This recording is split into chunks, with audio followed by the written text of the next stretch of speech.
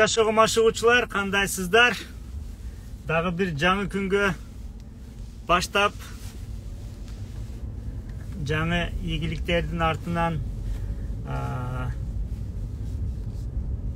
жаңы бактылуу жашоонун артынан дагы бир күнүбүзгө келдик. Дегеле мындай мен досум экөөбүз, Кытай досум экөөбүз сүйлөшөбүз да, анан биздин аябай бактылуу боло турган нерсебиз дейт. Ушул күнгө кандай десек төрөлдүк. Биз күнүгө бир күнгө төрөлөбүз. Анткени айтат го, уйку кички өлүм депчи. Биз уктаганда өзүбүз сезбейбиз да, эртеси күн турарыбыз да мындай по идее эме да, мындай кандай десем бир керемет да. Уктайбыз, өзүбүз сознаниябыз жок. Анан эртеси күнү кайра мындай турабыз да. Турганда ошо жаңы күнгө төрөлөбүз.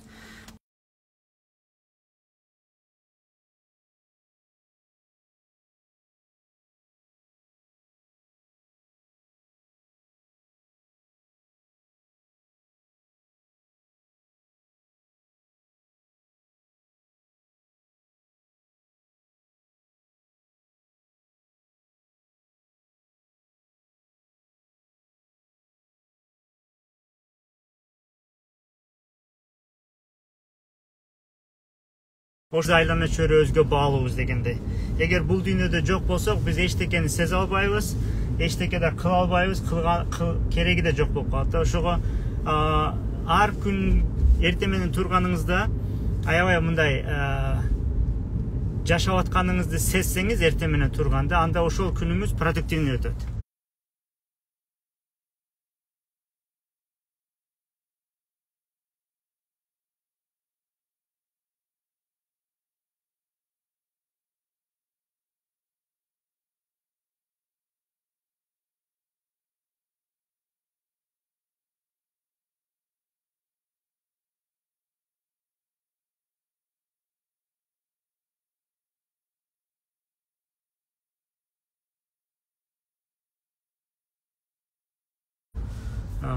Анткени чынында эле эң маанилүү нерсе адамдын бул дүйнөдө жашап атканы азыркы абалы. Азыр сиздер мисалы көрүп атасыздар, ушу жашап атканыңыздарды мындай осознанно мындай сезе алсаңыздар, мындай шүгүрчүлүк пайда болот да, аябай анан күчтүү нерсе болот. Ошо андан сырткары дагы бир ой бөлүшкүм келди эле. Кече ойлондум. Менде ушундай да, баягы күнүгө бирдемке ойлоно берем мындай.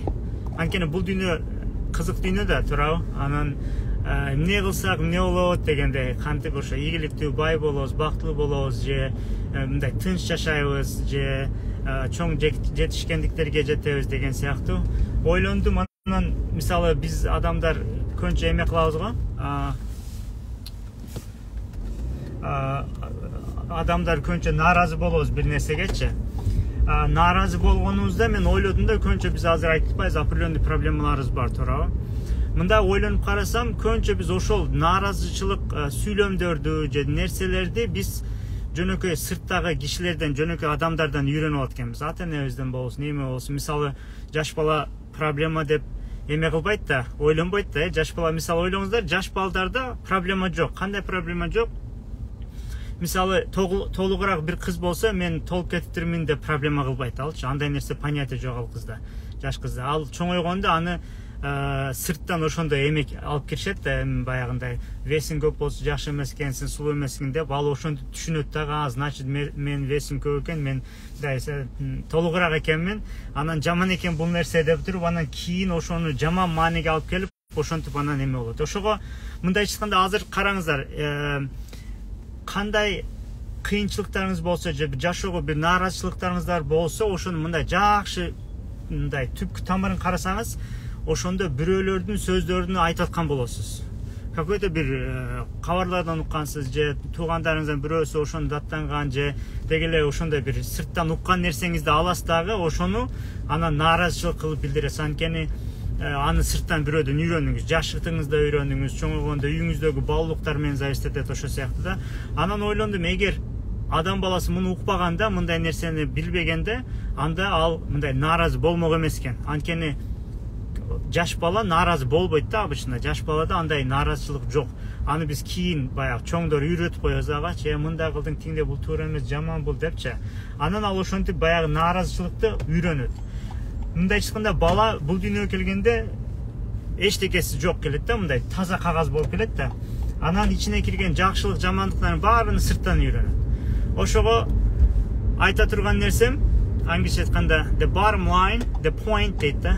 Короче, бул жерде түшүнө турган нерсе, эгер биз мындай өзүбүздү сүйүп сыйлаганда, өзүбүздүн максатыбыз болгондо же башка бирөөдөн таасир албаганда, анда биз жанагындай нааразычылыктар бизде аз болот экен. Анткени нааразы боло албайбыз да.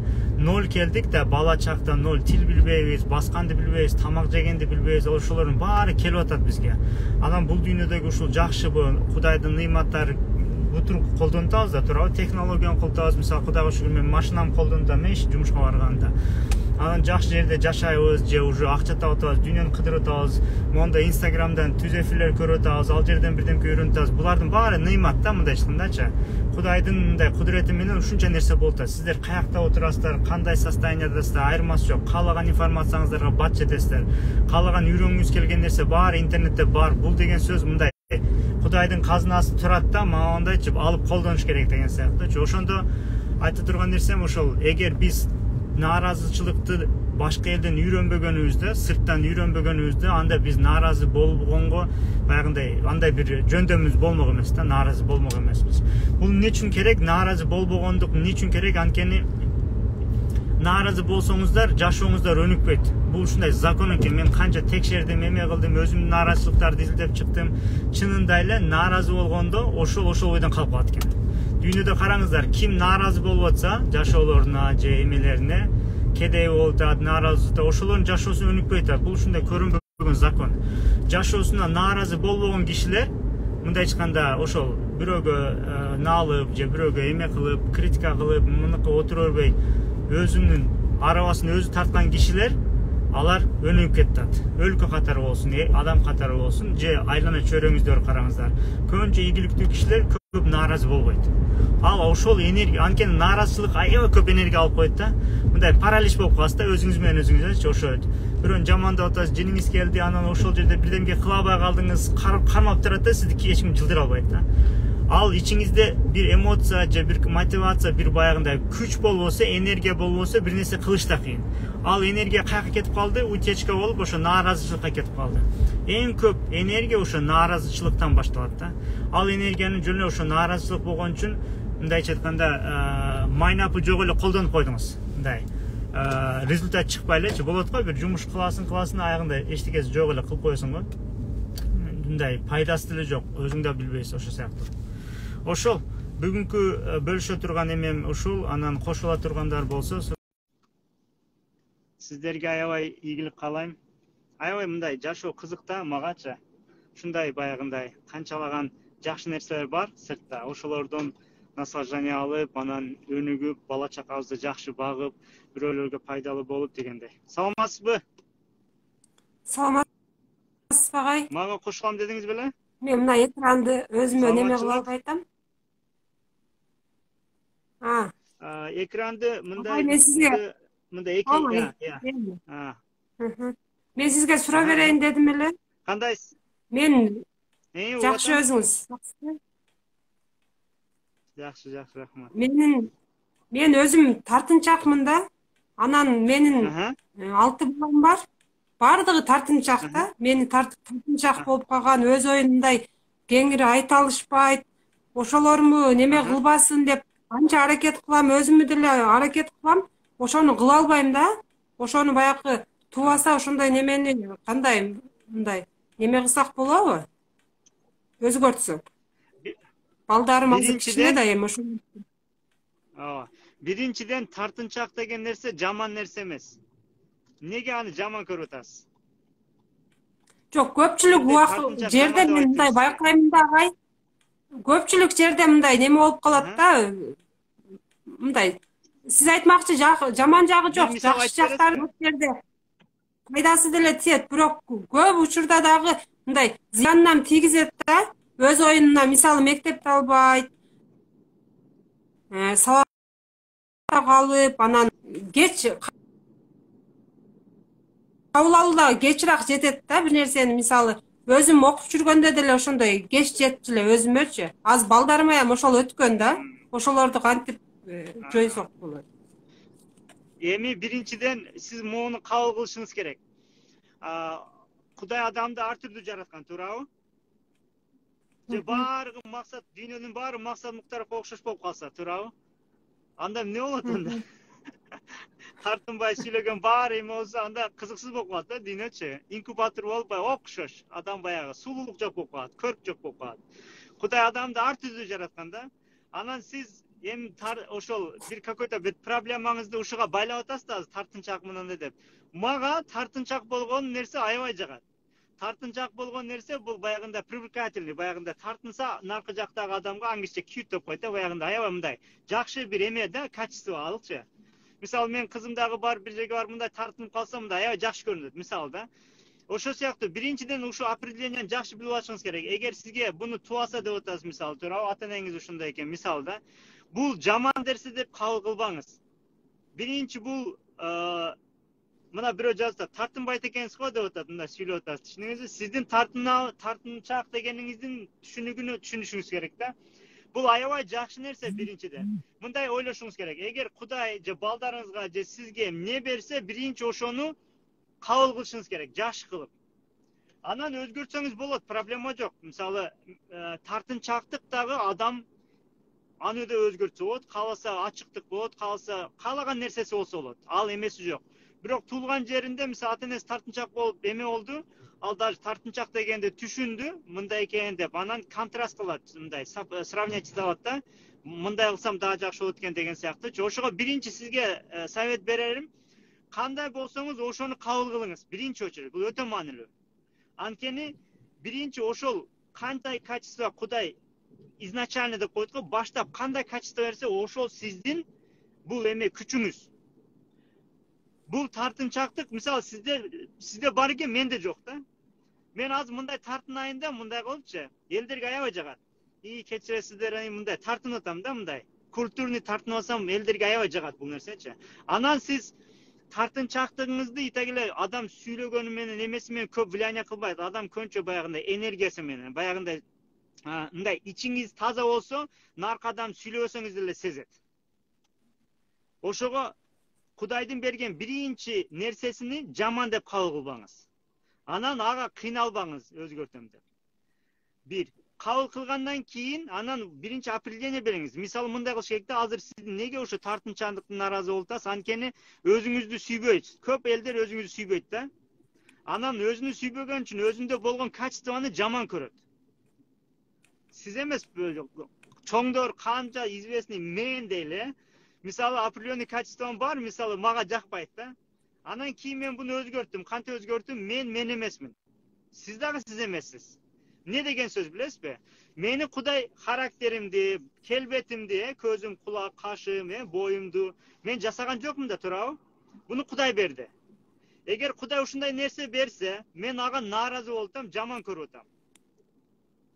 Кудайдын берген мурдуна, көзүнө, тартынчактыгына нааразы болуп атам. Неге нааразы болосуз? Ал нерсеге акча төлөбөдүңүз, эме кылбадыңыз, наоборот, бактылуу жаш. Ошого мен азыр келбетиме нааразы болбогонго, кандай эмне билсем, кандай сүйлөсөм, кандай эме менен сүйлөсөм, ага нааразы эмесмин. Мен ушундай экенмин да, мисалы баягындай, Кудайдын берген нерсеси мененчи. А бирок сиз айтасыз, экинчи жагы, мен ушундаймын деп туруп, ал дагы эме эмес, адам Кудай сизге определенный нерсе берди, андан кийин өнүктүр деп сизге качество берди. Бирок өнүктүрүп атканда бир нерсени, болгон нааразы болсоңуз, ал өнүкпөй калат. Бунун закону ошондой. Биринчи болгон нерсеге ыраазы болосуз. Тартынчак болбосоңуз, тартынчактын тескериси эмне? Айтыңызчы. Ошону чечмелейли. Кандай адам болгуңуз келди? Тартынбай ортодо сүйлөгөн. Жок, тартынчактыгымы неме кылбайм. Сиз айтмакчы, Кудайга шүгүр ушунчалыгыначы. Тартынчактыгым кээ бир жерлерде мага мындай көбүрөөк немес пайдасын тийгизет да. А бирок кээ бир жерлерде көп жерде өкүнүп калам да. Неге мен ошол убакта мынаны айтпадым депчи. Эми караңыз, азыр мен сизге бирдемке айтам. Азыр сиз тартынчаактыкка Кудайга шүгүр деп атасыз, мындай нааразычылык айтып атасыз да азырчы. Жакшы эле Кудайга шүгүр деп атасыз, сиз вообще нааразы болуп атасыз азырчы. Алты саманы мама Кудайга шүгүр, бул нааразычылыктардын эмеси, эмоциясы. Эми караңыз, экинчиси, азыр сиз бир жерде муну айтпапмын, тигини айтпапмын деген бар го, ал сизде эмес, баарыбызда бар, менде да бар. Бирок аны мен ошону жеңем бир. Экинчиси, ал андан эмес, тартынчактыгыңыздан эмес ал. Ал неден билесизби? Өзүңүздү сүйбөгөндүктөн, баалабагандыктан. Ошо өзүңүздү сүйүп бааласаңыз, айтпасаңыз эмне болот? Ал туура эмес нерсе айтыш керек сөзсүз, туурабы? Ошондой да көрдүңүз, сиз мисалы көп адамдар өткөндөн кийин мен ката кылыпмын дегенди аябай кабыл алган, анткени өсөрдө ошо биз урушуп эме кылган үчүн ката жаман дегенди билип алган да. Ката жаман эмес. Ката деген бул ката дагы эмес.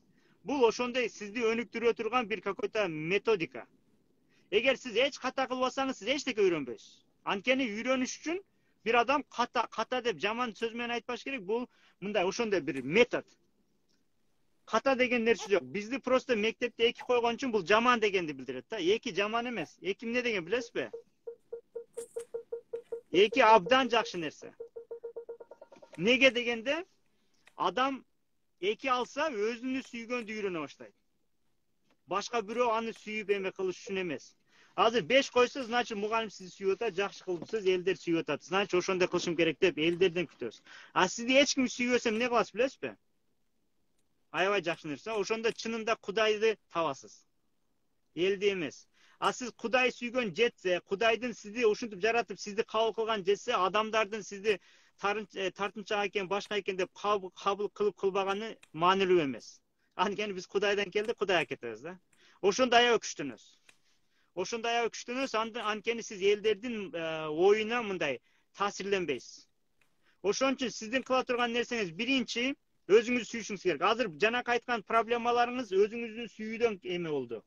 Өзүңүздү достаточно сүйбөгөн үчүн кылган нерсеңизди ката кылып көрө бересиз. Эми мындан кийин эмне кылсаңыз жакшы болот? Менин пикирим, менин советим. Максат Муктар ушундай совет берди дейсиз. Ким сураса ошону айтты дейсиз. Баары өзүнөн сурап алга дейсиз, жаман болсо. Анан мындай кыласыз. Биринчи өзүңүз кабыл кыласыз дедим. Кабыл кылып, аны өзүңүздү сүйө баштайсыз. Өзүңүздү сүйө баштаганыңызда уже балдарыңызды да сүйө баштайсыз. Азыр балдарыңызга да нааразысыз. Неге? Алар да тартынчак. Тартынчак деген сөз жаман болот экен сизгечи. Биринчи очередь тартынчак жаман нерсе эмес. Тартынчак деген бул Кудайдын жараткан бир качествосы. Түрктөрдө мындай сөзү бар. Ере бакар, жаны якар деп коет да. Бая кыздар болот. Монтип эле аттанып ортого чыгып эле мондай кылгандарга мындай анын күчү жок ал кишинин. Ал аял кишинин дейли, мисал сыяктуу да. Ошо сыяктуу определенный качество берилген, ар бир качество какой-то бир эмеге кызмат кылат. Максатка. Сиздин мисалы тартынчактыгыңыздын аябай көп жакшы жактары бар. Бир, сиз ошону колдоносуз, анан беркинде эле үйрөнбөй койбой эмес, үйрөнсөңүз болот аны. Бирок аны нааразычылык менен үйрөнө албайсыз да. Нааразычылык менен нааразы болсоңуз, ал өнүкпөйт экен, ушундай закон экен. Мисалы сизге айтайын. Сиз каякта жашайсыз? Ошто, Бишкектин нарында? Ошто. Ошто. Сиз жашаган жерде бир кайырчы барбы, тиленчи? Мен жашаган жерде. Эми бай шаарларга барасызбы? Ошко барасызбы? Ош базарына барасызбы? Кайырчыларды көрөсүзбү, тиленчилерди? Ооба. Тиленчиге эч акча бергенсизби? Ооба. Бергениңизде нааразы болгонбу? Бир нааразы болгон тиленчи болду же Аллах ыраазы болсун, Кудай эме кылсын деди эле. Нааразы болгон эмес, туурабы?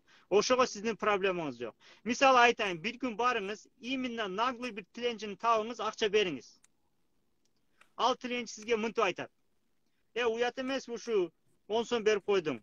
Кичине тиинди, бир 100 сом бербейсиңби, 200 сом бербейсиңби деп айтты тиленчи. Сиздин кандай сезим болот? Эми жинин келет да, ошого эми ыраазы болбой, нааразы болуп атат деп. Сиз жиниңиз келди дабы? Анан аябай нааразы болду. Бер деп аркаңыздан түшүп алды.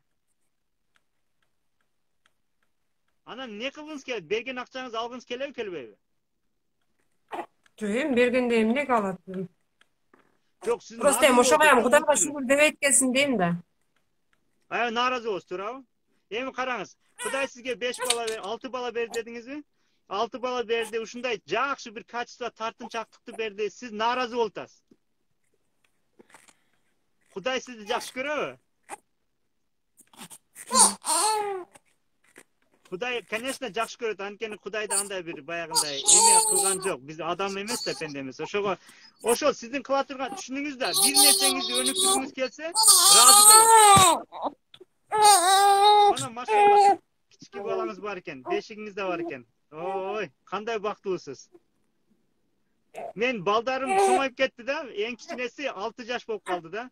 Биз кичинесиндеги баягы бөбөк, сиздикиндей бала болгон сүрөтүн көрүп алып, аябай ушундай бала турбайбы деп баягындай аябай эме болот да, бактылуулук сезим болот. Жөн эле сүрөтүн көргөндө. Хотя биз ал убакта жашаппыз, байкабай эле баягындай жашоодон эме ала албай калыппыз да. Азыр бул балаңыз сизге канчалаган энергия берип атат, канчалаган ырыска алып келип атат бул балаңызчы. Ошону сезе алсаңыз, осознанный, анда уже бактылуулук башталат да. Ошо uzun сөздүн кыскасы, сиздин балаңызга да эме кылбайлы, балаңыздын акысын жебейли. Сиздин кыла турган нерсеңиз ыраазы болуңуз ситуацияңызга. Анан жаман деп билбеңиз, эме тартынчактыкты. Анан баягы ыраазы болуп, баягы сиз кандай нерсени үйрөнгүңүз келсе, ошону үйрөнө бериңиз. Анан дагы бир суроом бар эле агай. Ошо айттым го. Балдарыма ошо менен өткөндө баягы кабыл алуу кеч да. Ошону кантип неме кылсак болот? Мындай нерсе бар. Кудай, мисалы, ар түрдүү жаныбарлар жараткан да, туурабы? Мисалы, бирөө балык, бирөөсү маймыл, бирөөсү пил. Анан баарына бирдей тест кылсак, мисалы, даракка ким чыга алса, 5 коем десе, балык чыга алабы даракка? Чыга албайт. Пил чыга алабы? Чыга албайт. Маймыл чыга алабы? Чыга алат. Значит, маймыл дүйнөдөгү эң жакшы жаныбар десек болобу? Анткени даракка чыга алды деп. Айта албайбыз. Анткени эмки соревнование сууга сүзүшкө керек болсо, маймыл сүзө албай калып кетет. Балык сүзөт. Түшүндүңүзбү? Ошон үчүн мындай кабылышыңыз керек. Ар бир бала мындай кемчилдиги жок, кынтыксыз жаратылган. Кеч кабыл алуусу, эрте кабыл алуусу бул жөнөкөй адамдардын мектеп системасын кылган нерсеси. Бул туура эмес нерсе. Анткени ар бир бала өзүнүн убактысы бар. Ошондой кабыл алуусу акыры начар болгон Айнштайн бар эле, билесизби? 2-ге окуйт эле физикадан. Азыр дүйнөдөгү эң физиканын эң эмеси атасы ким? Ал өтүп кетти, конечно. Ошо 20-кылымда Айнштайн болгон. Ар бир баланын өзүнүн убактысы келгенде ушунча өнүгөт. Мисалы, бамбукту эксеңиз жерге 4 жыл эчтеке чыкпайт. Ойлойсуз да, бул чирип калды уже.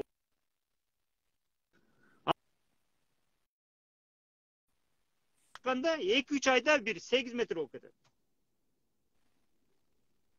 Эми Кудай сиздин балаңызга кабыл алуусу аз болуп, сиздин түшүнүгүңүз боюнча ошондой көрүнүп атат. Же эжекелердин түшүнүгү, же ким